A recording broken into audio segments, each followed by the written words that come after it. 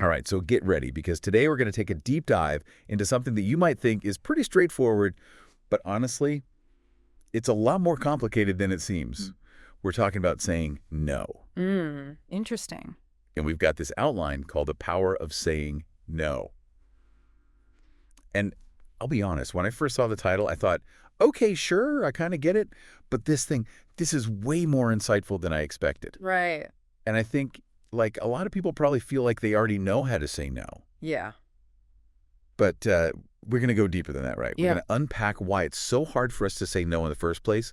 What are the benefits, which honestly are kind of surprising. And most importantly, like, how do you actually do it? How do you say no without, like, becoming a total hermit and just shutting yourself off from the world, right? Right. So by the end of this, you'll be ready to, like, seriously reclaim your time and your energy. And most importantly, start saying yes to the things that, like, really matter to you, the things that light you up. It's funny how we're often like trained to see no as this negative thing, you know? Mm-hmm. But as we're going to talk about today, mastering this one little word, I mean, it can be one of the most powerful things you do for yourself. That's so true.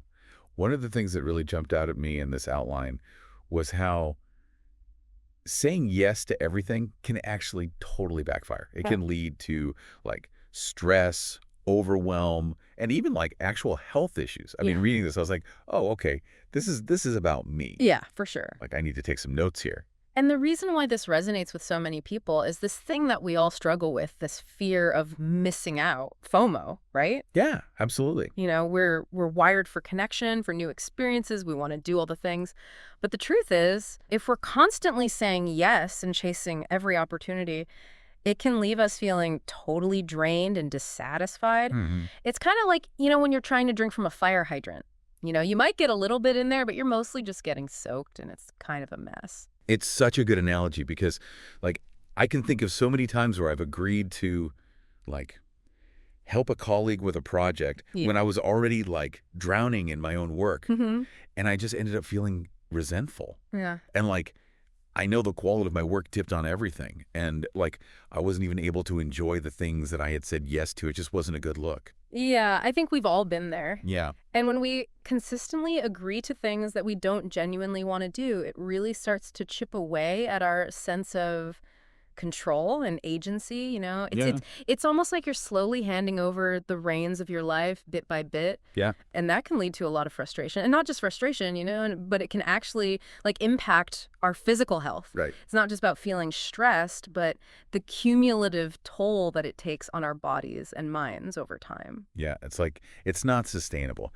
And the good news is this outline, it doesn't just, like, leave us hanging in that land of overwhelm. Yeah. Right? It really makes a strong case for the power of setting boundaries. Right. And this isn't about being selfish. Right. Like, it's not about saying no to every single thing that comes your way. It's about being intentional with your yeses. Okay. It's about deciding where you want to put your energy and why.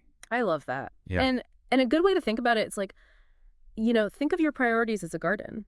If you keep saying yes to everything, to every request that comes your way, it's like you're planting weeds that are going to choke out the beautiful flowers that you're actually trying to cultivate. Saying no is like weeding your garden, allowing space for the things that you truly value to flourish. Oh, I love that analogy. That's so good because it's like, we want those flowers. We don't want, like, a yard full of weeds. Exactly. So, yeah, that's super helpful. But I'm guessing I'm not the only one out there who finds saying no a little, well, awkward. Right? Yeah. Like, sometimes it feels like comfortable. So is there any, like, advice in this outline about how to do it? Like, how do you say no gracefully? For sure. You know, there are definitely ways to say no that are both firm and kind. Okay. Right. Yeah. So, for example, like instead of saying, you know, something that's kind of wishy-washy, like, I'm not sure if I can, you can try something direct but still polite, like, thank you for thinking of me, but I won't be able to make it. Mm-hmm. So you're not leaving things open-ended and you're acknowledging their request. It's a small change, but it really has a big impact. Yeah. Yeah. Like, that feels a lot more, I don't know, like, confident. Yes. Like, you know what you're talking about. Exactly. And, you know, it's interesting because, like, the outline also talks about offering an alternative solution, Mm-hmm. which can sometimes soften the no. So, like, for example, if a colleague asks you to, you know, take on something that you just know you don't have the bandwidth for, maybe you could like suggest someone else who would be a good fit. Yeah. Or like, offer to help in a different way later on. Absolutely. That's a great way to show that you're still being supportive, even if you can't say yes to their specific request. hmm And it also helps to kind of shift the focus from, feeling like you're letting someone down to actually finding a solution that works for both of you.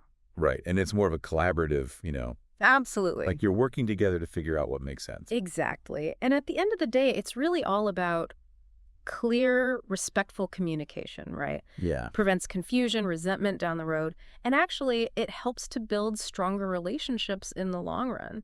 Because, I mean, let's be real, most people would rather have an honest no than a Yeah. resentful yes. Oh, that is so true. Yeah. I think like we've all been on the receiving end of that resentful yes. And it's like, oh, I wish you would have just said no. Absolutely. But it's so hard. But okay, so we've talked about like why saying yes to everything can be such a problem and how setting boundaries can really help us take back our time and energy. Right. But how do we actually figure out where to even start with this? Like, Mm. it feels like most of us are already juggling a million things. That's a great question. And that's where this concept of prioritization comes in. And this outline compares it to, you got this mountain of laundry. You're not going to start folding like one sock at a time. You're going to tackle the big items first. Ooh, that's such a good analogy. I Yeah. love that. So how do we figure out like which laundry items are the most important? Like what are the big rocks in our lives? How do we make sure that they get the attention that they deserve? Mhm. Because I feel like that's something a lot of us struggle with. Like we know we have these big important things, but then we get so bogged down in the day-to-day that like they never get the time or energy that they need. Yeah. I think a lot of people can relate to that. Yeah. So how do we figure that out? You're right. Figuring out those big rocks, it can be tricky. This outline, it actually suggests like a really helpful way to visualize this. Imagine you have this jar. And this jar, it represents your time and energy, right? Okay. Which is finite. We only have so much. Okay, I'm with you. Got my jar. It's got like a cool vintage label on it. I love it. Okay. So now imagine that you have rocks, pebbles, and sand. So the rocks, those are your non-negotiables, the things that are truly aligned with like your core values, things like your health, your most important relationships, the work that like truly fulfills you, the things that if you neglect them, it's going to have like a major impact on your overall well-being. Okay. So the rocks are like the foundation. Exactly. But what about like the pebbles? Where do those fit in? Yeah. So the pebbles, those represent like your secondary priorities. So maybe it's a side project that you're passionate about, learning a new skill, or commitments that are like important to you, but maybe not quite as critical as like the rocks. And then there's the sand. Okay. I think I can guess where this is going. The sand is Yeah. like all the little seemingly urgent things that can like easily fill up our days if we let them. Emails, scrolling social media, the tasks that feel important in the moment but don't actually move the needle on our bigger goals. Am I on the right track? You are spot on. And here's like the powerful part. If you start by filling your jar with sand, you won't have any room left for the rocks. But if you put those big rocks in first, the pebbles and the sand, they're just going to naturally settle in the spaces around them. Wow. That's such a like a visual. I can Yeah. actually like see it happening, and it makes it so clear how saying no to the sand, even if it feels really urgent in the moment, it actually frees up space for the things that actually matter. Yeah. So how do we like put this into practice? How do we like, I don't know, is it just like we get a jar and we put rocks in it? Well, it starts with like identifying your rocks, and this can actually be a really insightful exercise. Yeah. So take some time to reflect on like your values, your goals, and what truly brings you joy and fulfillment. Like what are the things that if you achieved them, you would feel like you're living a life that's really aligned with who you are? Okay. So it's not just about like to-do lists and tasks. It's about like really connecting with our deeper why.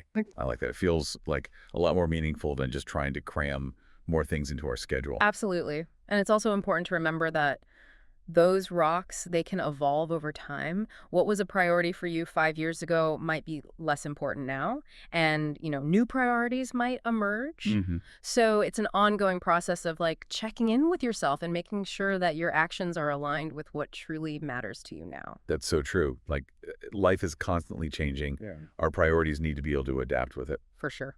Okay. So once we have like a clearer sense of what our rocks are, how do we actually build our lives around them?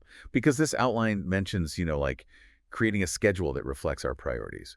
But I think a lot of us, we struggle with that, right? Like, how do we actually make that happen?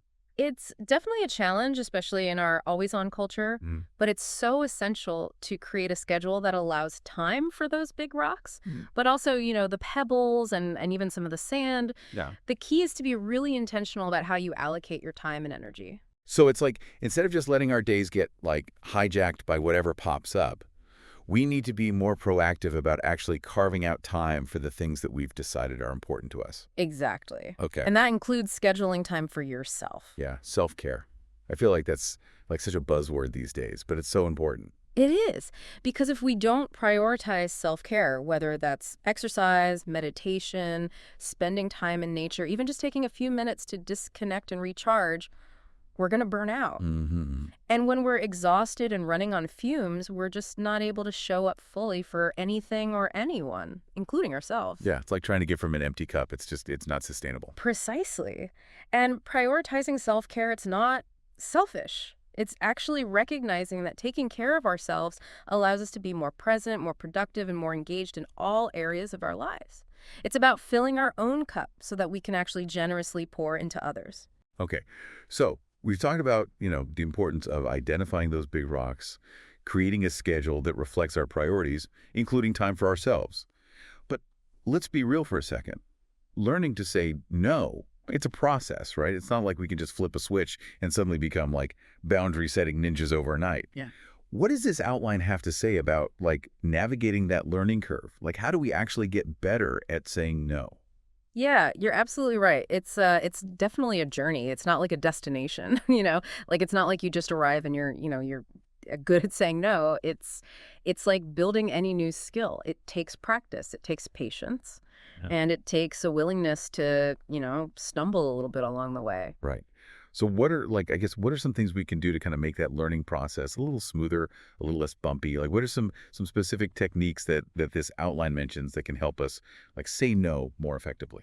Well, one of the most important things is to be direct and assertive, but also respectful. Mm. It's finding that balance, right? Right. Because remember, saying no, it's not about like being rude or dismissive. It's about honoring your own needs while also acknowledging the other person's request. Yeah, and I think, like what you were saying earlier about, like, ditching the vague, I'm not sure, and going for, like, a clear, thank you for asking, but I won't be able to do that. Like, that feels, it sounds a little scary, Yeah. but I can see how that's, like, setting a clear boundary, but it's not, Yeah. like, coming across as, like, harsh or anything. Exactly. And sometimes offering like a brief explanation can be helpful, Mm-hmm. but avoid over-explaining or making excuses. Because at the end of the day, remember, you don't owe anyone a detailed justification for your choices. Right, yeah. And like you were saying before, too, about offering an alternative solution, like, Mhm. if you can't take on a new project, maybe you could recommend someone else who might be a good fit. Mhm. Or offer to, help in a smaller way or something like that. Right. So I guess, what about those situations where we feel, like, really pressured to say yes? Like, you know what I mean? Right. Like, when a friend asks for a favor that we really don't want to do, but we feel like we can't say no. That's where setting boundaries is just so crucial. Mm. And it can be one of the toughest parts of saying no. Yeah. But, remember, you have the right to decline requests without feeling guilty or obligated. Your time and energy are valuable, and it's okay to protect them. I know. It's just like, that's so much easier said than done, though, right? It is, yeah. Like, any tips for actually, like, dealing with that pressure, especially when it's coming from people we care about? Yeah, one thing that can be really helpful is just giving yourself permission to pause before responding. Mhm. So instead of like immediately saying yes out of habit or a sense of obligation, just take a moment, like breathe, check in with yourself. How do you really feel about the request? Does saying yes align with your priorities and your current capacity? And, often just that little pause, it gives us the space to make a more conscious decision. It's almost like you were saying, it's that muscle, right? Like, we have to build up that ability to pause Right. and not just, like, react. Exactly. Okay. Yeah. And what if we do decide to say no? It feels like we need to have, like, this perfectly worded script to avoid, like, hurting someone's feelings or coming across as, like, mean or whatever. Yeah. And it really doesn't have to be that complicated. Yeah. A simple, I appreciate you asking, but I'm not able to do that right now can be perfectly sufficient. You can also, like, acknowledge their feelings by saying something like, I know this might be disappointing, but Yeah. the key is to be authentic and kind while still standing firm in your decision. Okay, so it's not about, like, perfection. It's about progress. Exactly. Like, we're all just trying to do our best. And Yeah. I think, like, the more we practice saying no, like, the easier it gets. Absolutely. It becomes less about, like, the specific situation and more about building that muscle, Mm. that ability to set boundaries and prioritize our well-being. And the rewards are pretty amazing, right? Like, I Well, mean, yeah. being able to say no more often, it means less stress, it means more time and energy for the things that actually matter to us, and a greater sense of control over our own lives. Absolutely. It's about stepping out of that, like, cycle of people pleasing and into, a space of authenticity and empowerment. Yeah, it's really about, like, reclaiming our power, right? Exactly. I love that. So I guess to wrap up our deep dive today, I want to leave everyone with, like, a challenge. Okay, I like it. What's one thing you've been saying yes to that you could start saying no to? Hmm. And what could that free up space for in your life? Maybe it's, more time with loved ones, pursuing a passion project, or honestly, just having more time to, like, rest and recharge. That's a great question to really sit with. Yeah. Remember, the power to create a more fulfilling and joyful life. It really does lie within you. And sometimes all it takes is the courage to say no. It's so good. Well, thank you so much for joining us on this journey into, like, the power of no. We hope you've gained some valuable insights today and are feeling, like, inspired to set some boundaries and, most importantly, to start saying yes to a life that truly reflects your values and aspirations. Thanks for being here.